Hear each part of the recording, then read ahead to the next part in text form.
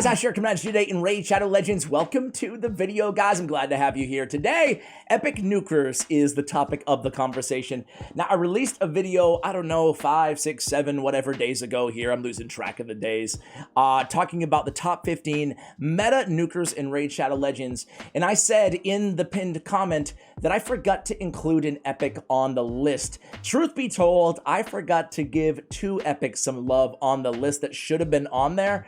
So we're going to cover not just those 2 epics, but I'm going to give you the top 10 epic nukers for the arena in today's video. It's been a long time. I don't think we've actually ever done a top 10 arena epic nukers. And the truth of the matter is, guys, is epic arena nukers, unless you're going for it on the final day of Platinum, staying up till 3 a.m. if you're anything like me, or trying to, which you're not succeeding at, then it doesn't really matter. It really, truly doesn't matter that much if you have a Taurus or if you have, you know, a couple of the champions that we're going to be talking about in today's video. Sound production, take 1.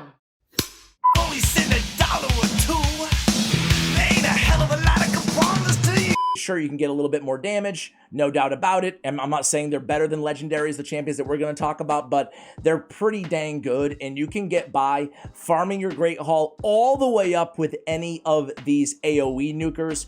Today, I will note, we have about half the nukers or so, maybe a little bit more than that, maybe like 6 out of 10 are AoE nukers. But I did want to give love to maybe the 3 or 4 epic champions that we're seeing as nukers on Go Second teams in Plat right now. I've never seen so many epic nukers on offense in Plat Arena as I have today, so I want to make sure I give those 3 or 4 champions some love as well. Last thing before we get to it here, guys, is I got a recommendation. My gut tells me probably like 3 of you out of the, you know, 20,000 who will watch this video will care about this, but I have to share it because I'm so into this, man. The great courses, I listen to them for free on audible.com. There's a lot of them that are often free. I am on this one right now. It is called The Other Side of History, Daily Life in the Ancient World by Professor Robert Garland. Oh my God, I'm so fascinated by how people used to live, you know, whether it be in the Ice Age or, you know, even it starts with like Neanderthals, or then in ancient Egypt, or then in ancient Rome and Greece, and so on and so forth. It goes all the way up to like the 18th century.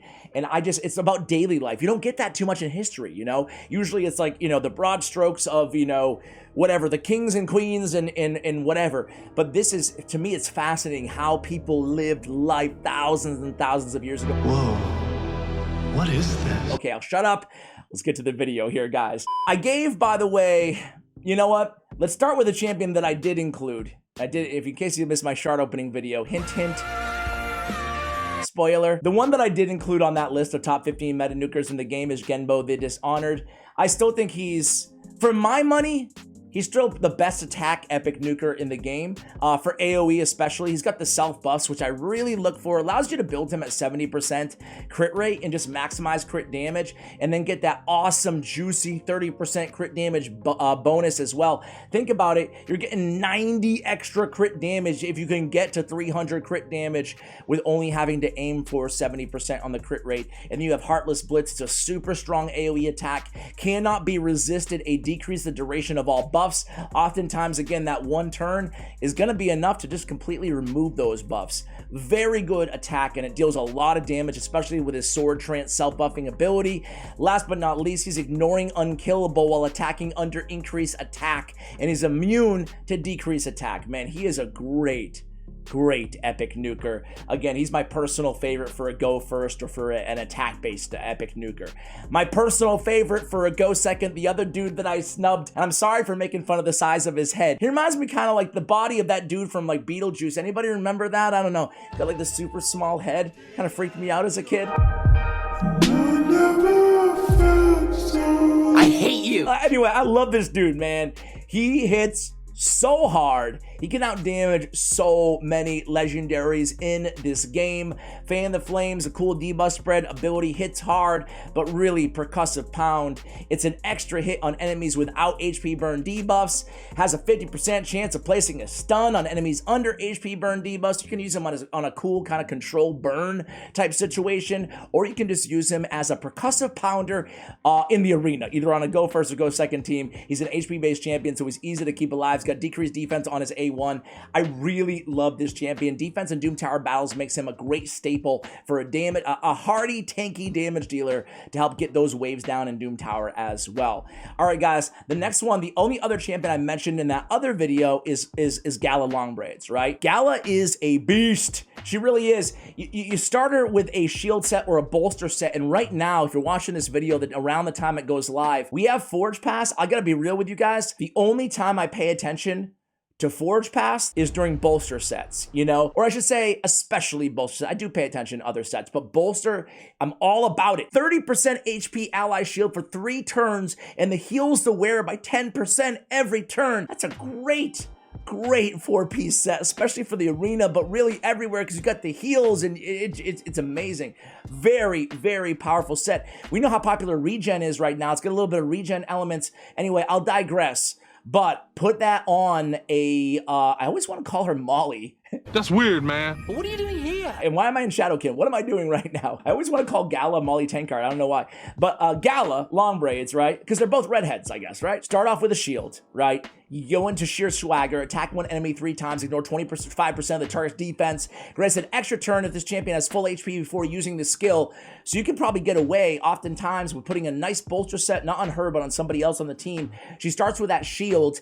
That way, even if the other team goes first, you can just build her to be an absolute tank of a nuker, and then she'll come back around to the A2. She's going to attack one enemy with Fearless Aggression, ignore 50% of the target's defense when attacking under a shield. Again, that synergy comes into play, and you can usually pop off 2 opponents at the same time at the start of a turn with Gala Longbraids. I actually saw quite a few people in Platinum facing me on the last day, right before reset, with Gala Longbraids as their offensive nuker. So really, really cool there. I do want to talk about another one of the single target nukers that I snubbed in the other video. This dude came out of nowhere. He really did. Inquisitor Shamael. I'm telling you guys, I must have been attacked by, I don't want to exaggerate, but 5 or 6 Inquisitor Shamael teams on the last day of Platinum Reset. He's an absolute stud, right? He's attacking one enemy 3 times, ignoring 25% of the target's defense. Then you get the true fear debuff. If you kill somebody on all enemies, that ignores a lot of defense, plus Helm Smasher, plus a lethal or savage gear, excuse me. And then you got the turn meter boost on top of that. Just a very, very, very hard hitter for the arena. It's cool to see a champion like this getting some love in the arena. And he's a good dude because this Cow of Horrors, it can actually take out the annoying Mortu Macabre and the annoying Ultimate Death Knight, right? Especially Ultimate Death Knight, because he's going to be soaking up those single target nukes, and usually this A2 Cow of Horrors is enough to finish him off, okay? All right, next up, guys, and you know I love this champion. I'm talking about her for a long time. It's Alika. Trust me on this one, guys. She is a nuker. She can hit very, very, very hard. She's got a high value target, 2-turn cooldown here. Ignore 50% of the target's defense if their max HP is higher than this champion's. She's got a really low HP, so it's almost always going to be lower than the, whoever she's attacking, and that can deal a ton of damage, talking like easily over 100k crits on this ability. And then Disorient is another really good skill. Attacks all enemies, 100% chance of increasing the cooldown of all enemy skills by 2 turns. That's a Basher-esque ability. That's a mini Warlord, a very mini Yameko ability here. And a lot of damage. She is an epic nuker not to be slept on, guys. Next up is going to be the last. Is it the last? Let me see here. Yeah, it is. The last single target nuker that I talk about, but again, a guy who's suddenly seeing run in Plat right now, and it's Fenax. I've always liked this dude on ally attack teams because he's got one of the hardest hitting A1s in the game. I think Lord Shazar and Kandrafon, maybe a few other kind of newer champions that I looked like a year ago when I compared his A1 to the rest, but he was like up there in top 5, right? And it's a deny revival on that A1 put down ability. Block revive, that makes him so powerful. Even a Warlord or Yameko, who we just talked about, they can put his skills on cooldown, and you're just using the A1 anyway, or I should say you can use his other abilities, but it's A1 for the arena, that's what you're looking for. And again, with Ultimate Death Knight being everywhere, you have a very hard-hitting A1 ability with Deny Revival from a Spirit, from a strong affinity matchup to Force, which is Ultimate Death Knight. So you're seeing a lot of Fenax, which is really cool. He also has an AoE, block buffs, block active skills if it doesn't place the block buffs, and then a single target decreased defense, decreased speed, which is great in PvE content as well. I just did a guide on this champion. Somebody in the comments told me, dude, Ash, you are sleeping so much on Fylja. Fylja. Why do I have such trouble with this stupid name? Fylja. Fylja. I am getting annoyed with myself, and that's never a good sign. We have a fully deplete target's turn meter, right, on the A2, and then we have a very hard-hitting Righteous Evocation on the A3. Fills his champion's turn meter by 15% and heals him by 15% of the damage inflicted if the attack is critical. And then we have, this is the cool thing, Boon Chant. If this champion has 2 or fewer buffs at the start of the turn, places increased attack and increased crit damage on the champion for 1 turn. So we get that off the passive. So running her with, you know, like on an Arbiter team or on a Speed Booster team, as long as you only have 1 buff, she doesn't even need the increased attack.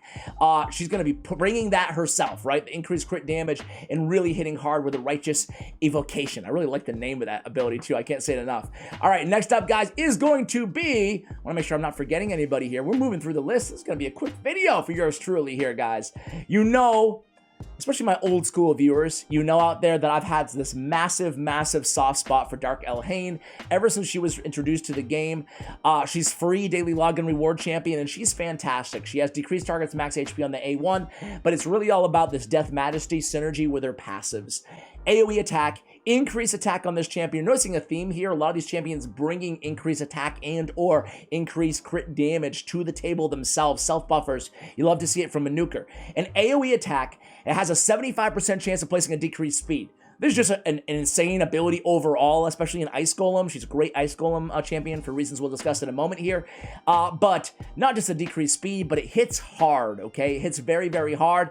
And the beautiful thing with Dark Elhain is builds are slow, even on a go first team, or maybe not even a go first team, but let's put it this way. You go into a Torment team, you can just run Dark Elhain as kind of like your substitution nuker, who you only bring in if you see a Torment team, because fills this champion's turn meter by 25% and instantly activates the Death's Majesty whenever this champion or an ally receives a freeze debuff. Not only that, but it's instantly removing freezes from her and replaces them with an increased crit rate, an increased crit damage, and a strengthen.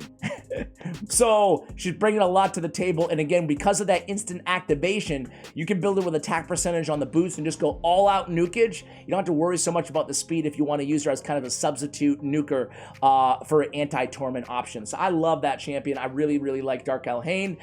Next up, guys, is going to be, of course, I did not forget about the quintessential epic nuker in the game. It's Skullcrown. An AoE with weaken on the A2, an AoE extra hit if the target has more than 50% HP on the A1, and then the unkillable buff on the champion for 1 turn each time their HP drops below 20%. It allows her to stay alive to hopefully nuke down the enemy team. She also brings that speed aura in battle, so if you don't have a better speed aura, especially if you pull Skullcrown kind of in the early game of Raid Shadow Legends, you're going to be looking really good. I actually run her as, you guys probably know this because I put out a video recently, but I run her as one of my main nukers on my free-to-play account, and I run her also as my aura lead.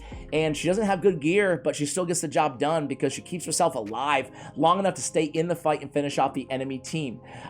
You know what, guys? For the last position, I kind of have a tie here. I hate to do it, but I have a tie. And I'm sure I'm snubbing somebody. I feel like I am.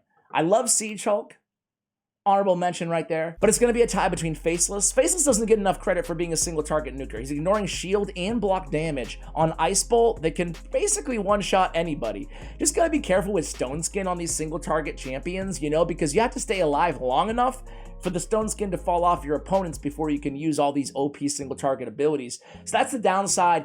But who I was going to give it to was actually going to be a champion that I have not played much of, but I heard this dude hits like a truck. And that is Nogoryo. Nogoryo. Sorry, guys. I suck at the Shadow King names. Attack 1 enemy, block buffs for 2 turns. If this champion is under an increased attack buff, steals all buffs from the target before attacking, and then faster than the eye. It's an AoE attack on a 4-turn cooldown. Decrease the cooldown of this skill by 1 turn when attacking under an increased attack buff. Places on the passive Marauder's Lust. Place an increased attack buff on this champion for 2 turns. I'm sorry, Murderer's Lust. For 2 turns whenever an enemy's HP drops below 30%. This buff cannot be removed, so a protected increased attack, I guess not a game changer for the arena, but it's a cool thing to have, right? But overall, I just heard that this faster than the eye ability absolutely, you know, so many of you guys have told me about it, right? Absolutely, it just hits really strong. Who did I snub, guys? You let me know in the comments below.